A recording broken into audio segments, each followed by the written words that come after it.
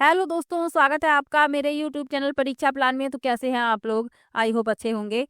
तो एसएसटी के लिए महत्वपूर्ण 50 प्रश्न मैं लेकर आई हूँ। ये प्रश्न आपके लिए बहुत ही ज़्यादा महत्वपूर्ण है। एसएसटी जिसका भी विषय रहने वाला है लेवल 2 में, तो उसे एसएसटी के महत्वपूर्ण प्रश्न ज़रूर पढ़ने चाहिए। और प्रीवियस ईयर के प्रश्न तो आपको पढ़ने ही हैं, और अब समय प्रीवियस ईयर के प्रश्न पढ़ने का नहीं है। अब समय है जो भी महत्वपूर्ण प्रश्न हैं उनका रिवीजन कर लिया जाए। तो चलिए आज के वीडियो को शुरू करते हैं। वीडियो देखने के बाद यदि आपको अच्छा लगे, हेल्पफुल लगे, तो वीडियो को लाइक और शेयर कीजिएगा, और यदि आप चैनल पर नए हैं तो चैनल को सब्सक्राइब कर लीजिए।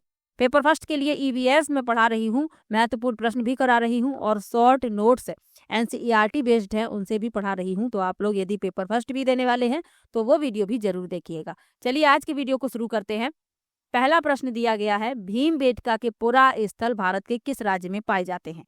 पहला है आंध्र प्रदेश, दूसरा है मध्य प्रदेश, तीसरा है महाराष्ट्र और चौथा है कर्नाटक। तो भीमबेटका के जो पुरातात्विक स्थल हैं ये भारत के मध्य प्रदेश में पाए जाते हैं। बहुत ही अच्छा प्रश्न है, इंपॉर्टेंट प्रश्न भी है। तो इसमें आपका दूसरा विकल्प सही हो जाएगा, मध्य प्रदेश।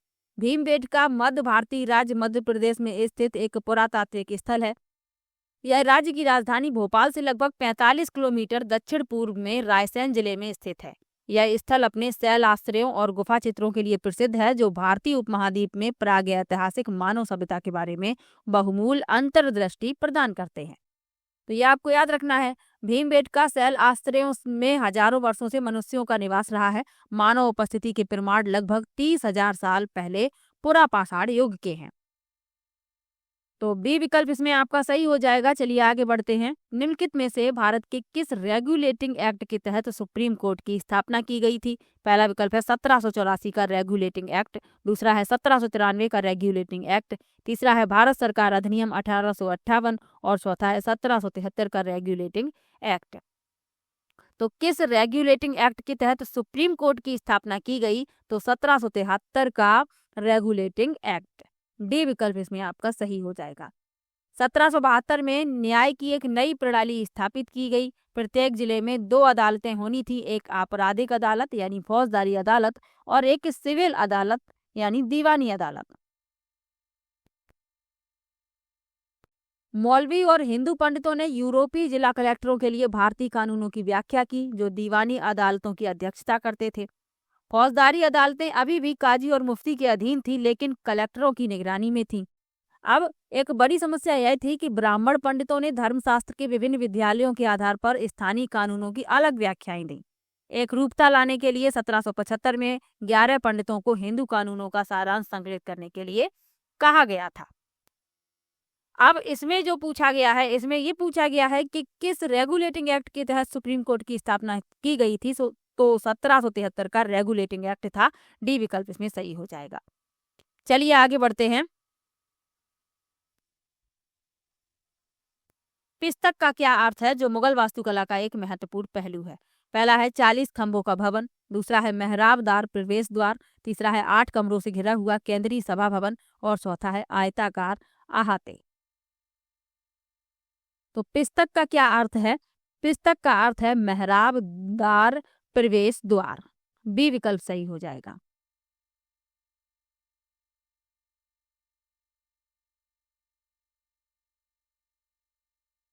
पिस्तक का अर्थ क्या है? मेहराबदार प्रवेश द्वार। अकबर के शासनकाल के दौरान कई महत्वपूर्ण वास्तुशिल्प नवाचार हुए। प्रेरणा के लिए अकबर के वास्तुकारों ने उसके मध्य एशियाई पूर्वज तैमूर कब्रों की ओर रुख किया। केंद्रीय विशाल गुम्बद, मेहराबदार प्रवेश द्वार, जिसे पिस्तक कहा गया, मुगल वास्तुकला के महत्वपूर्ण पहलू बन गए, जो पहली बार हुमायूं के मकबरे में दिखाई देते हैं। तो ये आपको याद रखना है। इसमें आपका बी विकल्प सही हो जाता है। चलिए आगे बढ़ते हैं, अगले प्रश्न पर चलते हैं। 1829 में सती प्रथा को प्रतिबंधित करवाने में किसका योगदान था? पहला विकल्प है राजा राम मोहन राय, दूसरा विकल्प है ईश्वर चंद्र विद्यासागर, तीसरा विकल्प है ज्योतिराव फूले और चौथा है स्वामी दयानंद सरस्वती।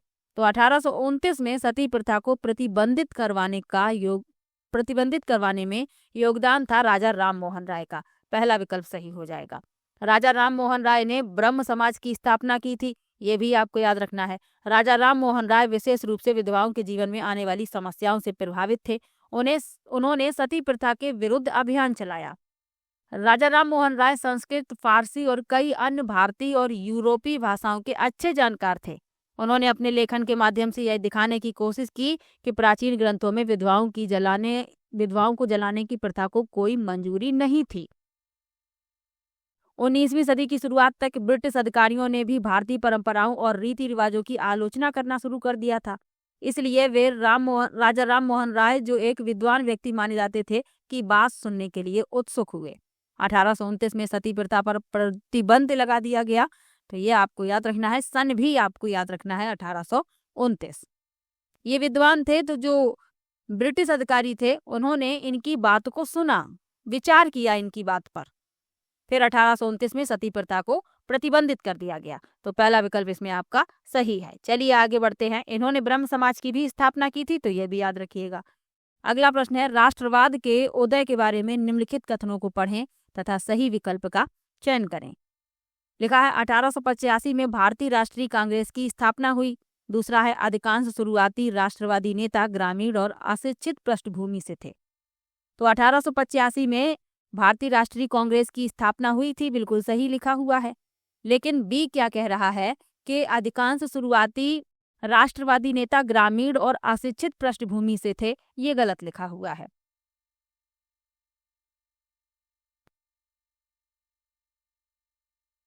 तो इसमें ए सही है लेकिन बी गलत है। पहला विकल्प इस प्रश्न का उत्तर हो जाएगा।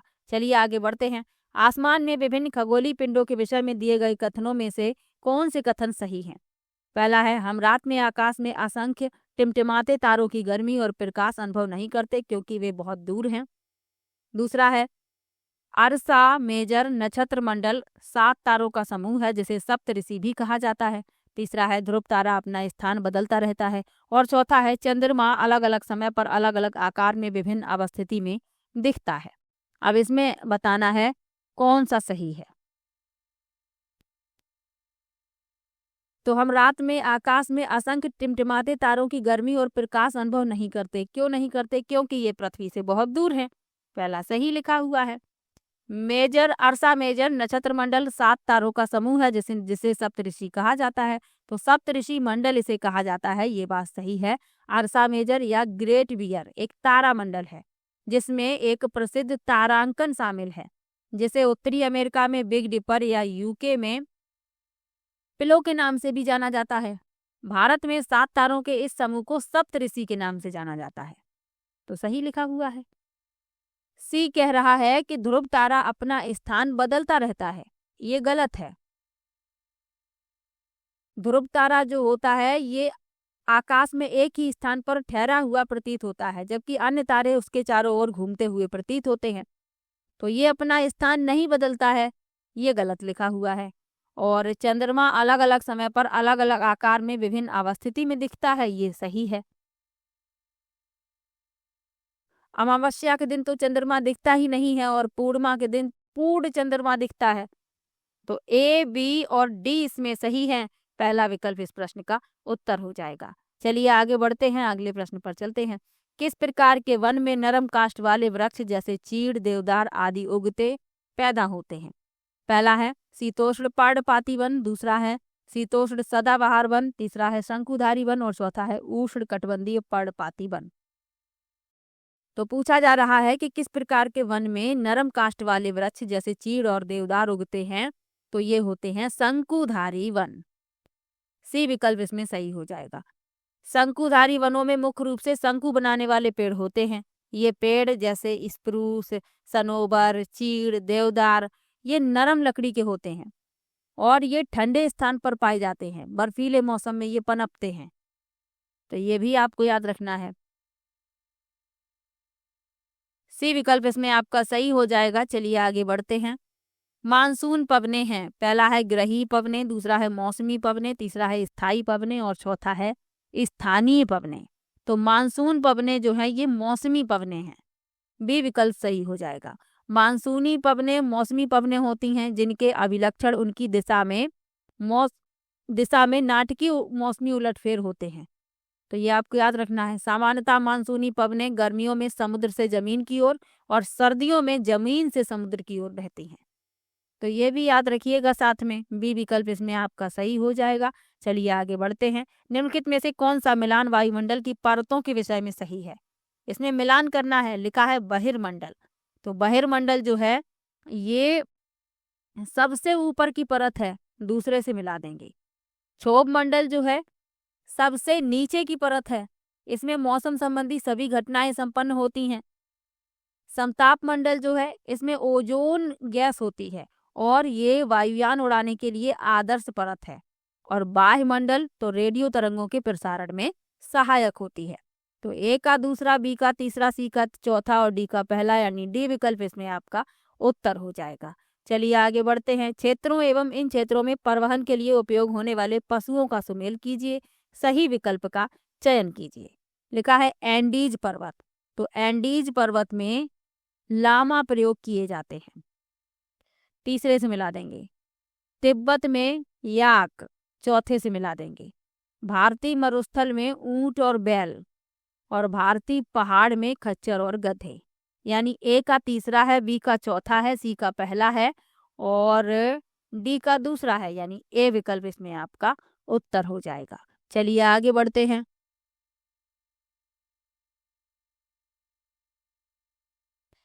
कॉलम 1 में दिए गए नामों का मिलान कॉलम 2 में दी गई संबंधित गतिविधियों से कीजिए, उपयुक्त विकल्प का चुनाव कीजिए।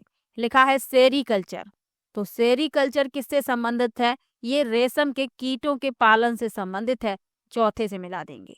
पिसीकल्चर जो है ये संबंधित है मछली पालन से, पहले से मिला देंगे। विटीकल्चर जो है ये अंगूरों की खेती से संबंधित है, दूसरे से मिला देंगे। और हॉर्टिकल्चर फलों एवं फूलों की खेती से संबंधित है, इसे तीसरे से मिला देंगे। तो ए का चौथा, बी का पहला, सी का दूसरा और डी का तीसरा, यानी कि आपका सी विकल्प हो जाएगा इस प्रश्न का उत्तर। चलिए आगे बढ़ते हैं। गांव में जमीन या भूमि को नापने और उसका रिकॉर्ड रखने का उत्तरदायी कौन होता है? पहला है थानेदार, दूसरा है खंड विकास अधिकारी, तीसरा है पटवारी या ग्रामीण प्रशासनिक अधिकारी और चौथा है जिला अधिकारी। तो गांव में जमीन और भूमि को नापने और उसका रिकॉर्ड रखने का उत्तरदायी कौन होता है? पटवारी या ग्रामीण प्रशासनिक अधिकारी। सी विकल्प इसमें आपका सही हो जाएगा। पटवारी एक गांव का प्रशासनिक अधिकारी होता है जो गांव में भूमि को मापने और भूमि रिकॉर्ड रखने का जिम्मेदार होता है।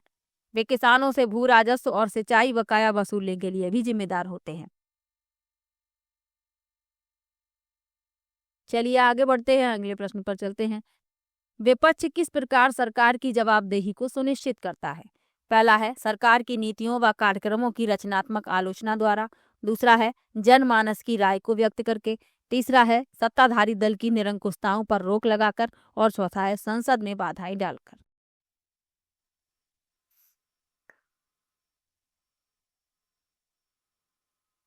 तो विपक्ष जो है सरकार की नीतियों व कार्यक्रमों की रचनात्मक आलोचना द्वारा सरकार की जवाबदेही को सुनिश्चित करता है। पहला विकल्प इसमें सही हो जाएगा। जब विपक्षी दल सरकार की नीतियों और कार्यक्रमों की रचनात्मक आलोचना करता है तो यह सरकार को अपने कार्यों पर करीब से नजर डालने और यह विचार करने के लिए मजबूर करता है क्या वे लोगों के सर्वोत्तम हित में है। इससे सरकार की नीतियों और कार्यक्रमों में सुधार हो सकता है और सरकार को लोगों के प्रति ईमानदार और जवाबदेह बनाए रखने में भी मदद मिल सकती है। तो इसमें आपका पहला विकल्प सही है। चलिए आगे बढ़ते हैं। अनियमित मजदूर या श्रमिक शब्द की कक्षा में व्याख्या करते हुए आप निम्नलिखित में से कौन सा उदाहरण प्रस्तुत करेंगे? यानी कि अनियमित मजदूर के बारे में आपको कक्षा कक्ष में व्याख्या करना है, तो जो उदाहरण आपको देने हैं वह बताना है। नीचे लिखा हुआ है निर्माण स्थल पर कार्य करने वाला मिस्त्री, दूसरा है घरेलू सहायिकाएं, तीसरा है राष्ट्रीयकृत बैंक में बैंक प्रबंधक। तो अनियमित मजदूर बताने हैं। तो निर्माण स्तर पर कार्य करने वाला मिस्त्री ये अनियमित है, जितने दिन कार्य होगा उतने दिन इसे कार्य मिलेगा, उसके बाद फिर इसका कार्य जब खत्म हो जाएगा तो इसे कहीं और काम तलाशना पड़ेगा। तो ये अनियमित मजदूर है। और घरेलू सहायिकाएं ये भी अनियमित मजदूर हैं।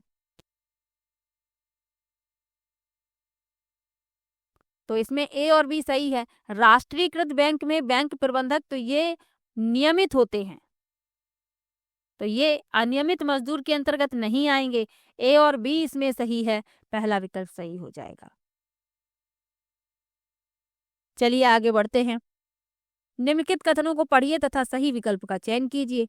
विकलांगता अधिनियम 1995 कहता है कि विशेष आवश्यकता वाले व्यक्तियों को भी समान अधिकार प्राप्त है और सरकार को समाज में उनकी पूरी भागीदारी संभव बनानी चाहिए।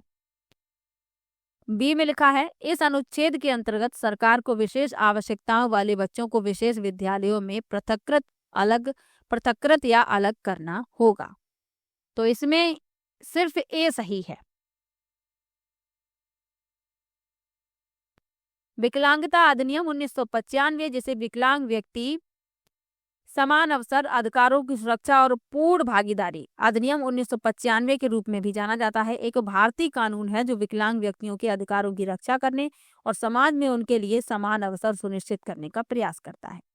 अधिनियम में कहा गया है कि विकलांग व्यक्तियों के पास अन्य नागरिकों के समान अधिकार हैं, जिनमें शिक्षा, रोजगार, सार्वजनिक सुविधाओं तक पहुंच का अधिकार शामिल है। यह विकलांग व्यक्तियों के खिलाफ भेदभाव पर भी रोक लगाता है। अधिनियम के अनुसार सरकार को विशेष आवश्यकता वाले बच्चों को विशेष स्कूलों में अलग करने की आवश्यकता नहीं है।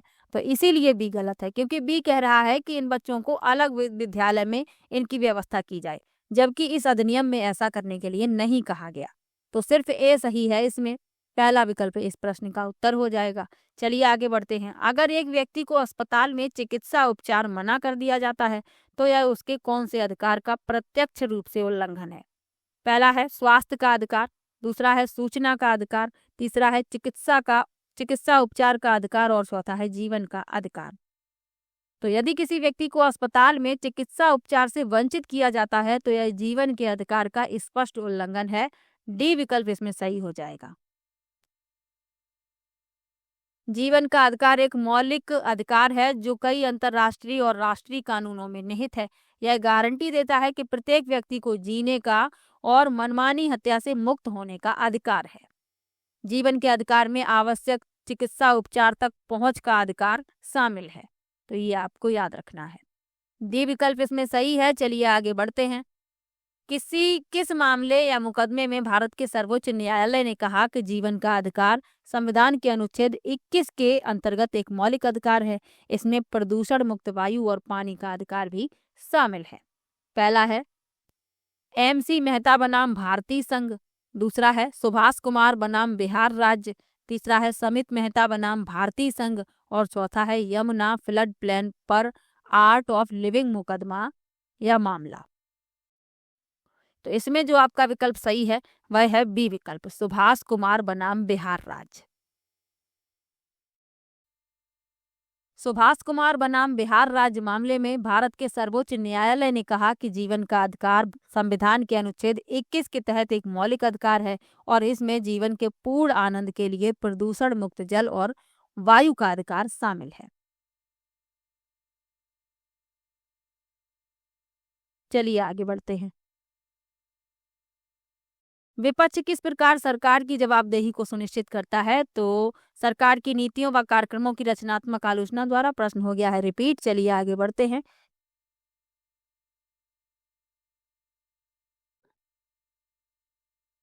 तो ये जो दो प्रश्न हैं ये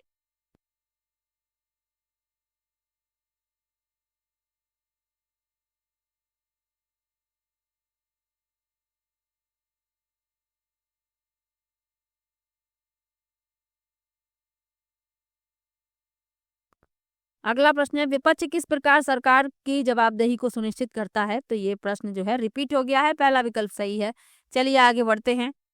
अनियमित मजदूर, तो ये दो प्रश्न जो है माफ कीजिएगा ये रिपीट हो गए हैं। ए और बी इसमें सही है, पहला विकल्प इसमें सही हो जाएगा। चलिए आगे बढ़ते हैं, अगले प्रश्न पर चलते हैं।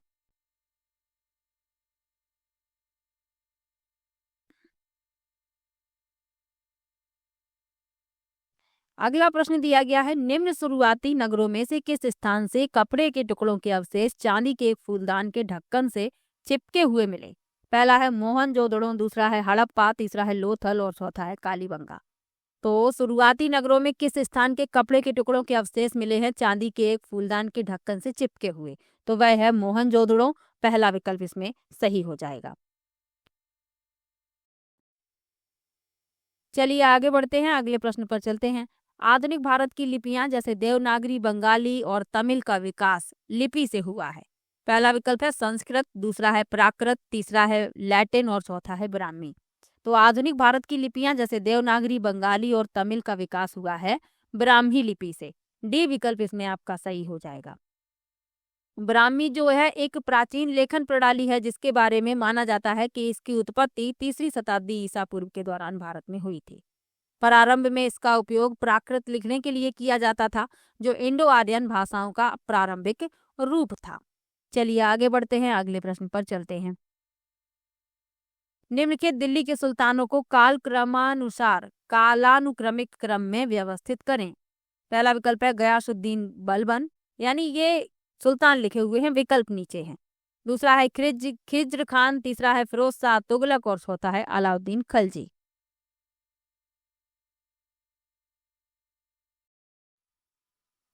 तो क्रम से लगाना है, तो गयासुद्दीन बलबन ने वर्ष 1266 से 1287 तक दिल्ली सल्तनत के 9वें सुल्तान के रूप में शासन किया, तो ये आएंगे पहले नंबर पर। उसके बाद अलाउद्दीन खलजी, इन्होंने 1296 से 1316 तक शासन किया है, तो ये आएंगे दूसरे नंबर पर। उसके बाद फिरोज शाह तुगलक 1351 से 1388, ये तीसरे नंबर पर आएंगे। फिर खिज्र खान, तो पहले पहला ही आएगा, फिर चौथा, फिर तीसरा और फिर दूसरा, यानी कि आपका सी विकल्प इस प्रश्न का उत्तर हो जाएगा। चलिए आगे बढ़ते हैं, अगले प्रश्न पर चलते हैं। निम्नलिखित को मिलाएं, हमें मिलान करना है और बताना है फिर कौन सा विकल्प सही है। लिखा है बाणभट्ट, तो बाणभट्ट द्वारा लिखी गई है हर्षचरित। हर्षवर्धन के ये दरबारी कवि थे और इन्होंने हर्षचरित संस्कृत भाषा में लिखी है, तो इन्हें मिला देंगे दूसरे से। उसके बाद लिखा है अश्वघोष, तो अश्वघोष को मिलाएंगे पहले से बुद्धचरित। उसके बाद लिखा है हरिसेड, तो हरिसेड को मिलाएंगे समुद्रगुप्त की प्रशस्ति चौथे से, और रवि कीर्ति पुलकेशिन द्वितीय की प्रशस्ति। तो आपका इसमें तीसरा विकल्प सही हो जाएगा। ए का दूसरा, बी का पहला, सी का चौथा और डी का तीसरा, यानी सी विकल्प आपका उत्तर है। चलिए आगे बढ़ते हैं। किस भाषा का एक रूप मागधी यानी मगही है? पहला है पाली, दूसरा है प्राकृत, तीसरा है मैथिली और चौथा है ब्राह्मी। तो किस भाषा का एक रूप मागधी यानी मगही है? तो वह है प्राकृत। बी विकल्प इसमें आपका सही हो जाएगा। चलिए आगे बढ़ते हैं। यूरोप में वोड के उत्पादकों ने किस भारतीय फसल को उसके प्रतिस्पर्धी के रूप में देखा? पहला है कपास, दूसरा है काली मिर्च, तीसरा है जूट और चौथा है नील। तो यूरोप में वोड के उत्पादकों ने किस भारतीय फसल को उसके प्रतिस्पर्धी के रूप में देखा? तो वह है नील। डी विकल्प सही हो जाएगा। नील का पौधा मुख्य रूप से उष्णकटिबंध में उगता है।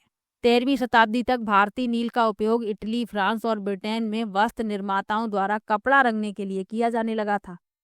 हालांकि भारतीय नील की थोड़ी मात्रा ही यूरोपीय बाजार तक पहुंचती थी, क्योंकि इसकी कीमत बहुत अधिक थी। इसलिए यूरोपीय वस्त्र निर्माताओं को बैंगनी और नीले रंग बनाने के लिए वोड नामक एक अन्य पौधे पर निर्भर रहना पड़ता था, क्योंकि नील की मात्रा बहुत कम मात्रा में पहुंचती थी। नील जो है बहुत कम मात्रा में पहुंचती थी और इसकी कीमत भी बहुत अधिक थी। तो इसीलिए वोड नामक एक अन्य पौधे पर यूरोपीय वस्त्र निर्माता निर्भर थे नीले और बैंगनी रंग के लिए। तो इसमें आपका डी विकल्प सही है, नील। चलिए आगे बढ़ते हैं। अंग्रेजों द्वारा 1905 में बंगाल विभाजन का मुख्य कारण था। पहला है बंगाल उस समय एक बहुत बड़ा प्रांत था, दूसरा है बंगाल के लोग की यह मांग थी, तीसरा है प्रशासनिक सुविधा के लिए और चौथा है बंगाल के राष्ट्रवादियों के प्रभाव को कम करना तथा बंगाल के लोगों को विभाजित करने के लिए। तो अंग्रेजों द्वारा 1905 में बंगाल का विभाजन किया गया। मुख्य कारण क्या था? बंगाल के राष्ट्रवादियों के प्रभाव को कम करना और बंगाल के लोगों को विभाजित करना। तो इसमें आपका डी विकल्प सही हो जाएगा। 1905 में वायसराय कर्जन ने बंगाल का विभाजन किया, तो ये भी आपको याद रखना है। उस समय बंगाल ब्रिटिश भारत का सबसे बड़ा प्रांत था और इसमें बिहार और उड़ीसा के कुछ हिस्से शामिल थे। अंग्रेजों ने प्रशासनिक सुविधा के कारण बंगाल को विभाजित करने का तर्क दिया। स्पष्टता यह ब्रिटिश अधिकारियों और व्यापारियों के हितों से गहराई से जुड़ा हुआ था।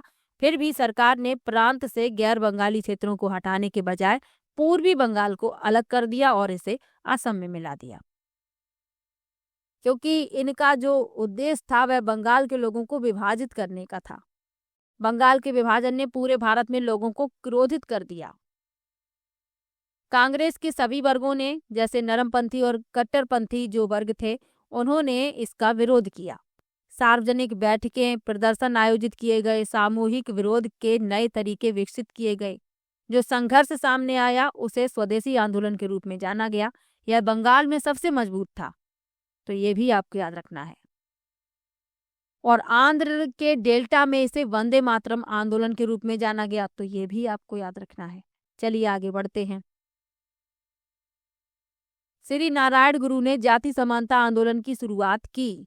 पहला है केरल, कर्नाटक और महाराष्ट्र में। दूसरा है एक परमेश्वर के विचार को बढ़ावा देने के लिए। तीसरा है जाति विविधता के विचार को समर्थन देने के लिए। और चौथा है पश्चिमी शिक्षा को बढ़ावा देने के लिए। तो श्री नारायण गुरु ने जाति समानता आंदोलन की शुरुआत की एक परमेश्वर के विचार को बढ़ावा देने के लिए, यानी एक ईश्वर के विचार को बढ़ावा देने के लिए। जो नारायण गुरु थे ये केरल में एझावा जाति से संबंध रखते थे। तो इन्होंने अपने लोगों के लिए एकता के आदर्शों की घोषणा की। उन्होंने जातिगत मतभेदों के आधार पर लोगों के साथ असमान व्यवहार करने के खिलाफ तर्क दिया। उनके अनुसार समस्त मानव जाति एक ही जाति है। उनके प्रसिद्ध कथनों में से एक है, ओरु जाति ओरु मातम ओरु दैवम मनुष्यु, यानी मानव जाति के लिए एक जाति, एक धर्म और एक भगवान। नारायण गुरु के दर्शन ने केरल में सामाजिक सुधार आंदोलनों पर महत्वपूर्ण प्रभाव डाला और लोगों की पीढ़ियों और सामाजिक न्याय और समानता की दिशा में कार्य करने के लिए प्रेरित किया। तो बी विकल्प इसमें सही है। चलिए आगे बढ़ते हैं। वीरेश लिंगम पंतुलु एक सुधारक थे। पहला है बम्बई प्रेसिडेंसी से आते थे, जिन्होंने जातिवाद के विरुद्ध लोगों को लामबंद किया। दूसरा है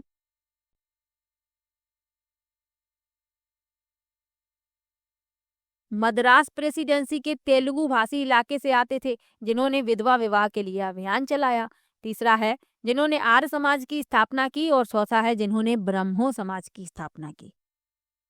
तो बीरेश लिंगम पंतुलु मद्रास प्रेसिडेंसी के तेलुगु भाषी क्षेत्र के एक सुधारक थे, जिन्होंने विधवा पुनर्विवाह के लिए अभियान चलाया था।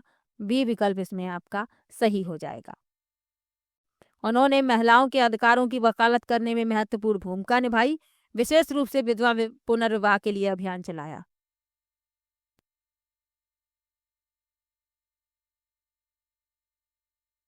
और एक बात और याद रखिएगा, उन्होंने विधवा पुनर्विवाह को सक्रिय रूप से बढ़ावा देने और सुविधा प्रदान करने के लिए 1881 ईस्वी में विधवा विवाह संघ की स्थापना भी की थी। तो ये और साथ में याद रखिए। इसमें आपका भी विकल्प हो जाता है सही। चलिए आगे बढ़ते हैं। देशों के कॉलम का अक्षांशों के कॉलम से मिलान कीजिए। लिखा है विषुवत रेखा, तो इसे मिलाएंगे, किससे मिलाएंगे? इसे कांगो गणराज्य से। कर्क रेखा को भारत से मिला देंगे और मकर रेखा सही लिखी हुई है चिली। तो इसमें जो आपका विकल्प सही होगा वह होगा डी विकल्प। विषुवत रेखा को ही भूमध्य रेखा कहा जाता है। तो एक काल्पनिक रेखा है जो पृथ्वी को क्षैतिज रूप से दो बराबर हिस्सों उत्तरी गोलार्ध और दक्षिणी गोलार्ध में विभाजित करती है। यह 0 अंश अक्षांश पर स्थित है, तो ये भी आपको याद रखना है। और कांगो गणराज्य मध्य अफ्रीका में स्थित एक देश है। कर्क रेखा जो है यह भारत से गुजरती है, ये आपको याद रखना है। और एक काल्पनिक रेखा है जो भूमध्य रेखा के समानांतर चलती है, जो लगभग 23.5 डिग्री उत्तरी अक्षांश पर स्थित है। और मकर रेखा का संबंध चिली से है, तो ये भी याद रखिए। और ये 23.5 अंश या 23.5 डिग्री दक्षिण अक्षांश पर स्थित है, तो ये भी याद रखिएगा। चलिए आगे बढ़ते हैं। जब ग्रीनविच पर 6:30 पूर्वाह्न बजे होंगे, तब 11:30 पूर्वाह्न किस देशांतर पर बजे होंगे? पहला है 60 अंश पूर्व, दूसरा है 70 अंश पश्चिम, तीसरा है 75 अंश पूर्व और चौथा है 75 अंश पश्चिम।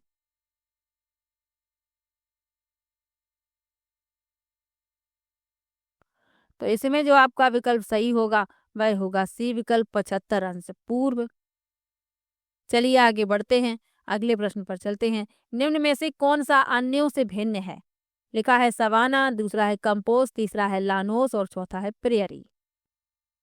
तो जो भिन्न है वह बताना है, तो इसमें प्रेयरी भिन्न है। अब क्यों भिन्न है कारण भी जान लीजिए। प्रेयरी जो है, प्रेयरी में आमतौर पर ठंडी सर्दियां और गर्म ग्रीष्म काल के साथ समशीतोष्ण जलवायु का अनुभव होता है। उनकी जलवायु महाद्वीपीय है, जिसका अर्थ है कि उनमें मौसमों के बीच अत्यधिक तापमान भिन्नता हो सकती है। सवाना में उष्णकटिबंधीय और उपोष्णकटिबंधीय जलवायु होती है। कैंपोस और लानोस की विशेषता मौसमी वर्षा पैटर्न के साथ उष्णकटिबंधीय या उपोष्णकटिबंधीय जलवायु भी है। तो इसमें प्रेयरी भिन्न है, इसीलिए डी विकल्प उत्तर है। चलिए आगे बढ़ते हैं। सेल के बारे में दिए गए कथनों पर विचार कीजिए। लिखा है पृथ्वी की परपटी बनाने वाले खनिज पदार्थ के किसी भी प्राकृतिक पिंड को सेल कहते हैं। आग्नेय सेल मैग्मा से बनती है, दक्कन पठार ग्रेनाइट से बना है। अब इसमें से बताना है कौन सा सही है। तो पृथ्वी की परपटी बनाने वाले खनिज पदार्थ के किसी भी प्राकृतिक पिंड को सेल कहते हैं, ये सही लिखा हुआ है। आग्नेय सेल मैग्मा से बनती है, ये सही है। सेलें 3 प्रकार की होती हैं, आग्नेय, अवसादी और कायांतरित। आग्नेय सेल जो होती है ये मैग्मा के ठंडे होने से बनती है। दक्कन पठार ग्रेनाइट से बना है, ये गलत लिखा हुआ है। तो ए और बी इसमें सही है, पहला विकल्प सही हो जाएगा। चलिए आगे बढ़ते हैं, अगले प्रश्न पर चलते हैं। आतपन प्रभावित होता है, पहला है बादलों द्वारा, दूसरा है अक्षांश द्वारा, तीसरा है जलवाष्प व धूल कणों द्वारा। तो आतपन क्या है? आतपन जो है आने वाले सौर विकिरण का संक्षिप्त रूप, उस सौर ऊर्जा को संदर्भित करता है जो पृथ्वी की सतह तक पहुंचती है। अब आतपन किससे प्रभावित होता है? ये बादलों द्वारा प्रभावित होता है, अक्षांशों द्वारा भी प्रभावित होता है और जलवाष्प और धूल कणों द्वारा भी प्रभावित होता है। तो ए बी सी तीनों ही सही है, डी विकल्प उत्तर हो जाएगा। चलिए आगे बढ़ते हैं। निम्नलिखित कथनों पर व्यापारिक पवनों के संदर्भ में विचार कीजिए तथा सही विकल्प का चुनाव कीजिए। लिखा है व्यापारिक पवनों के बारे में अनुमान नहीं लगाया जा सकता, ये सिर्फ सर्दियों में चलती हैं। दूसरा है व्यापारिक पवनें पश्चिम से पूर्व की ओर चलती हैं। तीसरा है व्यापारिक पवनें पूर्व से पश्चिम की ओर चलती हैं और चौथा है ये ध्रुवीय क्षेत्रों में बहती हैं। तो निम्नलिखित कथनों पर व्यापारिक पवनों के संदर्भ में विचार करना है। तो व्यापारिक पवनें पूर्व से पश्चिम की ओर चलती हैं, सी विकल्प इसमें उत्तर हो जाएगा। चलिए आगे बढ़ते हैं। इस्पात के उत्पादन में कच्चे मालों को जरूरत पड़ने वाली मात्रा के हिसाब से घटते क्रम में लिखना है। चलिए लिख देते हैं इनको। लिखा है लौह अयस्क, कोयला, चूना पत्थर, घटते क्रम में लिखना है। तो ये बिल्कुल सही क्रम में लिखे हुए हैं, ए बी सी, पहला विकल्प उत्तर हो जाएगा। इस्पात के निर्माण में लौह अयस्क प्राथमिक कच्चा माल है। इस्पात की मूल संरचना बनाने के लिए लौह अयस्क के रूप में लोहे की आवश्यकता होती है। लौह अयस्क को ब्लास्ट फर्नेस की सहायता से कच्चे लोहे में परिवर्तित किया जाता है और उसके बाद इस्पात उत्पादन में उपयोग किया जाने वाला दूसरा प्राथमिक कच्चा माल है कोयला और फिर चूना पत्थर। तो ये बिल्कुल सही लिखे हुए थे। चलिए आगे बढ़ते हैं। विकास खंड स्तर की पंचायत को कहते हैं। पहला है जनपद पंचायत, दूसरा है जिला परिषद, तीसरा है पंचायत सभा और चौथा है ग्राम पंचायत। तो विकास खंड स्तर की पंचायत को क्या कहते हैं? जनपद पंचायत कहते हैं, पहला विकल्प सही हो जाएगा। भारत में त्रिस्तरीय पंचायत प्रणाली में जनपद पंचायत, ग्राम स्तर पर ग्राम पंचायत और जिला स्तर पर जिला पंचायत के बीच मध्यवर्ती स्तर की पंचायत है। इसे ब्लॉक पंचायत या तालुका पंचायत के नाम से भी जाना जाता है। तो इसमें आपका पहला विकल्प सही है। चलिए आगे बढ़ते हैं। अमेरिका में महिलाओं को मतदान का अधिकार 1920 में प्राप्त हुआ। दिए गए कथन के संदर्भ में निम्नलिखित में से कौन सा वाक्य सही नहीं माना जाएगा? पहला है 1920 से पहले तक महिलाओं को पुरुषों के समान माना जाता था। दूसरा है 1920 से पहले पुरुषों और महिलाओं को राजनीतिक अधिकारों में समानता नहीं दी गई थी। तीसरा है 1920 से पहले अमेरिका में सार्वभौमिक मताधिकार नहीं था। और चौथा है अमेरिका में महिला मताधिकार एक 20वीं शताब्दी की घटना है। तो जो सत्य नहीं है वह हमें बताना है, यानी कि हमें असत्य कथन बताना है। तो 1920 से पहले तक महिलाओं को पुरुषों के समान माना जाता था, ये तो बिल्कुल गलत लिखा हुआ है और यही हो जाएगा इस प्रश्न का उत्तर। चलिए आगे बढ़ते हैं।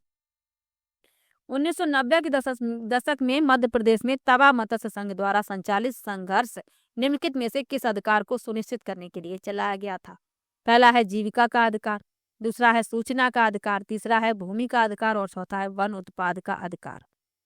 तो तवा मत्स्य संघ मछुआरों की सहकारी समितियों का एक संघ है जो मध्य प्रदेश के सतपुड़ा जंगल से विस्थापित वनवासियों के अधिकारों के लिए लड़ता है। 1990 के दशक में संघ ने विस्थापित लोगों के लिए आजीविका का अधिकार सुनिश्चित करने के लिए संघर्ष का नेतृत्व किया।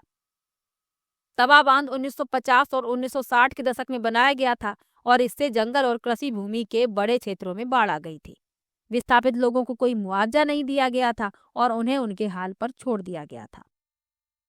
कुछ विस्थापित लोगों ने तवा जलाशय में मछली पकड़ना शुरू किया, लेकिन 1994 में सरकार ने मछली पकड़ने का अधिकार निजी ठेकेदारों को दे दिया। ये ठेकेदार स्थानीय लोगों के अनुकूल नहीं थे और उन्होंने उन्हें बाहर करना शुरू किया। इस अन्याय के प्रत्युत्तर में तवा मत्स्य संघ का गठन किया गया। संघ ने तवा जलाशय में विस्थापित लोगों के मछली पकड़ने के अधिकार के लिए लड़ाई लड़ी। उन्होंने तवा बांध के कारण बाढ़ में डूबी जमीन के मुआवजे के लिए भी लड़ाई लड़ी। लंबे संघर्ष के बाद विस्थापित लोगों के लिए जीविका का अधिकार सुनिश्चित करने में सफल रहा तवा मत्स्य संघ। तो इसमें आपका जो विकल्प सही होगा पहला विकल्प होगा। पूरी कहानी आपको शॉर्ट में बता दी है, पहला विकल्प इसमें सही होगा, जीविका का अधिकार। चलिए आगे बढ़ते हैं, अगले प्रश्न पर चलते हैं। राज्यसभा के अधिकांश सदस्यों का चुनाव किया जाता है। पहला है राज्य के लोगों द्वारा, दूसरा है राजनीतिक दलों द्वारा जो बहुमत दल का विरोध करते हैं, तीसरा है विभिन्न क्षेत्रों के निर्वाचित सदस्यों या मंत्रियों द्वारा और चौथा है विभिन्न राज्यों की विधानसभाओं के निर्वाचित सदस्यों द्वारा। तो राज्यसभा के सदस्यों का चुनाव किया जाता है विभिन्न राज्यों की विधानसभाओं के निर्वाचित सदस्यों द्वारा। डी विकल्प इसमें सही हो जाएगा। चलिए आगे बढ़ते हैं, अगले प्रश्न पर चलते हैं। प्रतिवर्ष अंतर्राष्ट्रीय महिला दिवस मनाए जाने की तिथि है। पहला है 8 मार्च, दूसरा है 18 अप्रैल, तीसरा है 11 जून और चौथा है 21 दिसंबर। तो प्रतिवर्ष अंतर्राष्ट्रीय महिला दिवस मनाए जाने की तिथि है 8 मार्च। पहला विकल्प सही हो जाएगा। चलिए आगे बढ़ते हैं, अगले प्रश्न पर चलते हैं। अगला प्रश्न है निम्नलिखित में से कौन सा संवैधानिक प्रावधान राधा को मध्य प्रदेश से दिल्ली आकर काम करने के समर्थ बनाता है? पहला है मौलिक अधिकार, दूसरा है मौलिक दायित्व, तीसरा है संसदीय व्यवस्था और चौथा है नीति निर्देशक तत्व। तो इसमें जो आपका विकल्प सही है वो है पहला विकल्प, मौलिक अधिकार। चलिए आगे बढ़ते हैं, अगले प्रश्न पर चलते हैं। उच्चतम न्यायालय द्वारा दिए गए डी.के. वासु दिशा निर्देश निम्नलिखित में से किसके बारे में है? पहला है गिरफ्तारी और पूछताछ के दौरान पुलिस द्वारा मानी जाने वाली प्रक्रियाएं, दूसरा है जन अस्पतालों में स्वास्थ्य सेवाएं, तीसरा है घरेलू हिंसा के मामलों में जांच और चौथा है निचली अदालत से ऊपरी अदालत में किसी मामले को लेकर अपील का प्रावधान। तो 1997 में सुप्रीम कोर्ट द्वारा निर्धारित डी.के. वासु दिशा निर्देश गिरफ्तारी और पूछताछ के मामले में पुलिस द्वारा अपनाई जाने वाली प्रक्रिया से संबंधित है। तो इसमें आपका पहला विकल्प सही है। चलिए आगे बढ़ते हैं, अगले प्रश्न पर चलते हैं। जेड रिंग कास्ट थ्रू आ फेमिनिस्ट लेंस की लेखिका कौन है? पहला है रमाबाई, दूसरा है उमा चक्रवर्ती, तीसरा है सोयराबाई और चौथा है अरुंधति रॉय। तो जेंडरिंग कास्ट थ्रू आ फेमिनिस्ट लेंस की लेखिका हैं उमा चक्रवर्ती। बी विकल्प सही हो जाएगा। उमा चक्रवर्ती एक नारीवादी इतिहासकार हैं जिन्होंने जेंडरिंग कास्ट थ्रू आ फेमिनिस्ट लेंस नामक पुस्तक की रचना की। पुस्तक पहली बार 2003 में प्रकाशित हुई थी और 2018 में संशोधित की गई थी। तो ये आपको याद रखना है। चलिए आगे बढ़ते हैं, अगले प्रश्न पर चलते हैं। अगला प्रश्न है उच्च ज्वार होता है जब। पहला विकल्प है चंद्रमा, सूर्य और पृथ्वी तीनों एक सीध में होते हैं, दूसरा है चंद्रमा एक तरफ पृथ्वी के जल को अपनी तरफ खींचता है और सूर्य दूसरी दिशा में, तीसरा है तेज हवा चलती है और चौथा है महासागरीय धाराएं गर्म होते हैं। तो उच्च ज्वार तब घटित होता है जब चंद्रमा सूर्य दोनों खगोलीय पिंड जिनका पृथ्वी के ज्वार पर व्यापक प्रभाव पड़ता है का गुरुत्वाकर्षण बल एक सीध में आ जाता है। ऐसा महीने में 2 बार अमावस्या और पूर्णिमा के दिन होता है। तो पहला विकल्प इसमें हो जाएगा उत्तर। चलिए आगे बढ़ते हैं, अगले प्रश्न पर चलते हैं। अगला प्रश्न दिया गया है, संगम साहित्य की रचना एवं संकलन किस नगर के सम्मेलनों में की गई? पहला है अरकामेडु, दूसरा है कावेरी पट्टनम, तीसरा है अमरावती और चौथा है मदुरै। तो संगम साहित्य की रचना एवं संकलन मदुरै नगर के सम्मेलनों में की गई। डी विकल्प इसमें सही हो जाएगा। तमिल में कुछ प्रारंभिक रचनाएं हैं जिन्हें संगम साहित्य के रूप में जाना जाता है। इनकी रचना लगभग 2300 वर्ष पहले की गई थी। इन ग्रंथों को संगम कहा जाता था क्योंकि धारणा थी कि वे मदुरई शहर में आयोजित होने वाले कवियों की सभाओं में रचे और संकलित किए गए थे। चलिए आगे बढ़ते हैं, अगले प्रश्न पर चलते हैं। बुद्ध ने निम्नलिखित कथन, कौन से कथन बुद्ध के विषय में सही हैं? लिखा है, बुद्ध ने अपना प्रथम उपदेश सारनाथ में दिया। दूसरा है, बुद्ध ने अपना उपदेश संस्कृत भाषा में दिया। तीसरा है, बुद्ध ने लोगों के दयालु होने तथा मनुष्यों के साथ साथ जानवरों के जीवन का भी आदर करने की शिक्षा दी। और चौथा है, बुद्ध मानते थे कि हमारे कर्मों के परिणाम चाहे वे अच्छे हों या बुरे हमारे वर्तमान जीवन के साथ साथ बाद के जीवन को भी प्रभावित करते हैं। तो गौतम बुद्ध का जन्म हुआ था लुम्बिनी में। ये बौद्ध धर्म के संस्थापक हैं और ज्ञान की प्राप्ति इन्हें बोध गया में हुई थी, पीपल के वृक्ष के नीचे। इन्होंने अपना प्रथम उपदेश सारनाथ में दिया था और इनका महापरिनिर्वाण कुशीनगर में हुआ था। अब इसमें जो सत्य कथन है वह बताने हैं। तो पहला सही है, इन्होंने अपने उपदेश संस्कृत भाषा में दिए, ये गलत है। सी भी सही है और डी भी सही है। तो इसमें जो सही है वह हैं ए, सी और डी। डी विकल्प हो जाएगा इस प्रश्न का उत्तर। चलिए आगे बढ़ते हैं।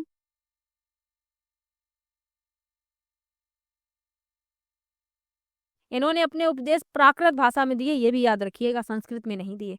चलिए आगे बढ़ते हैं। निम्नलिखित में से कौन से कथन मणिमेखलाई महाकाव्य के विषय में सही है?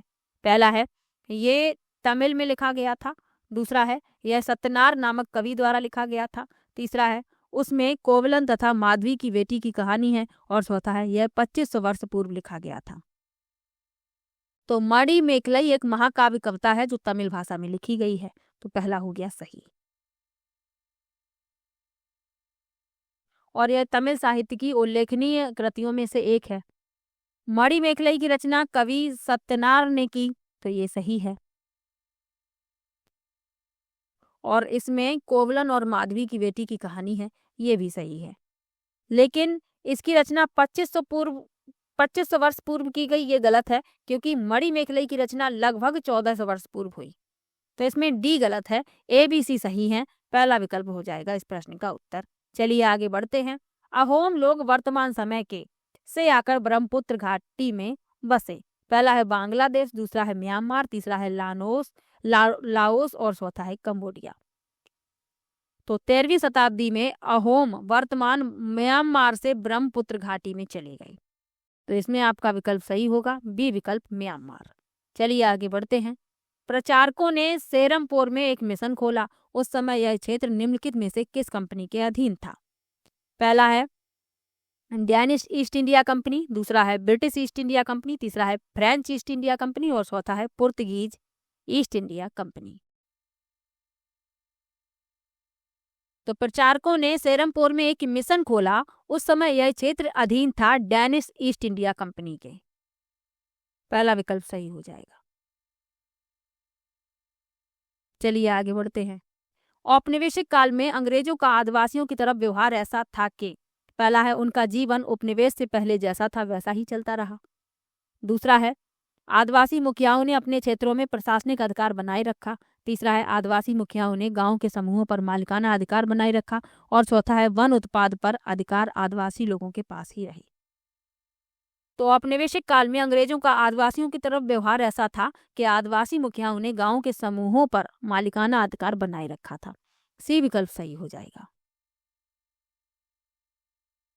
क्योंकि अंग्रेजों के आने से पहले कई इलाकों में आदिवासी मुखियाई महत्वपूर्ण थे।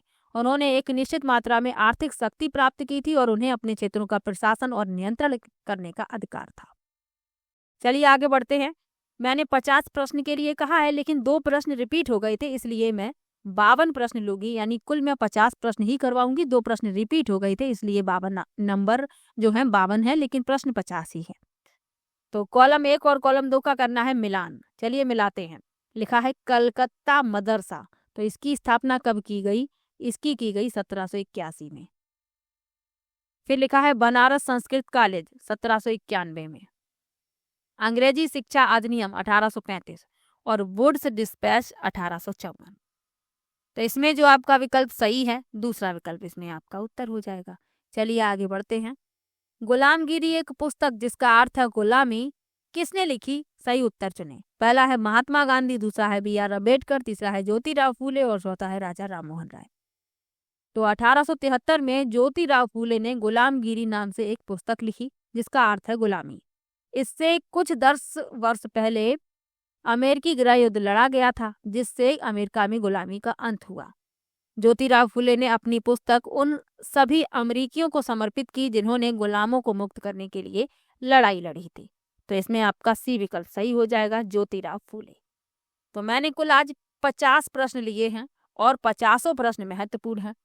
आपको किसी भी प्रश्न में डाउट हो कमेंट बॉक्स में जरूर लिखिए, और वीडियो कैसा लगा ये भी कमेंट में जरूर बताइएगा। मिलते हैं नेक्स्ट वीडियो में, और इस बार जब नेक्स्ट वीडियो में लेकर आऊंगी तो 50 से ज़्यादा प्रश्न लेकर आऊंगी। बस आप लोगों से एक ही रिक्वेस्ट है कि वीडियो को ज़्यादा से ज़्यादा शेयर कीजिएगा।